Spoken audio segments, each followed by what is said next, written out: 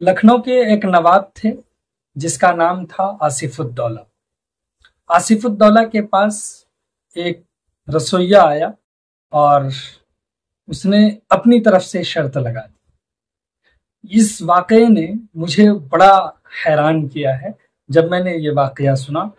अगर आपने उस रसोइया की कहानी नहीं सुनी है तो यहाँ पर ज़रूर सुनिए, क्योंकि हर इंसान के अंदर एक इज्जत नफ्स होती है और वो इज्जत नफ्स आसिफ उद्दौला के रसोइया के आसिफ उद्दौला के कोर्ट के अंदर एक आदमी आता है रसोई की नौकरी के लिए। वहां पर आया तो उसने आसिफ उद्दौला सामने कहता मेरी दो शर्त है नौकरी की। शर्त मालिक लगाता है या नौकर लगा रहे हैं?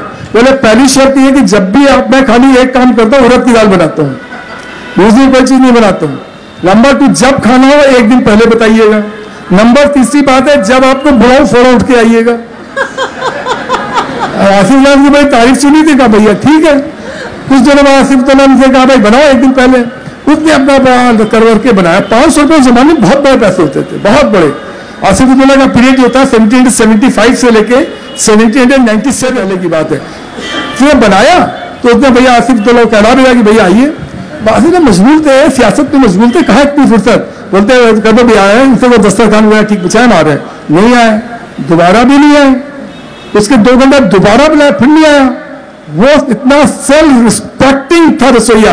आप अगर पसंद आए तो तालियां बजाइएगा। इसके बाद वो चुपचाप उठा, उसने सारी दाल ले जाके एक सूखे हुए पेड़ के नीचे डाल दी और एकदम गायब हो गया। बिना अपना किसी को कोई डील नहीं लिया, कोई पैसे नहीं लिए, पता नहीं कहाँ गायब हो गया।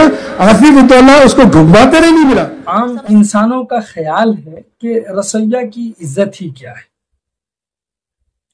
आज के दौर में जब खुद गर्जी आम है, ये वाकया हमें सिखाता है कि हकीकी ताकत दौलत में नहीं खुददारी में है। उस रसोइया को मेरा सलाम।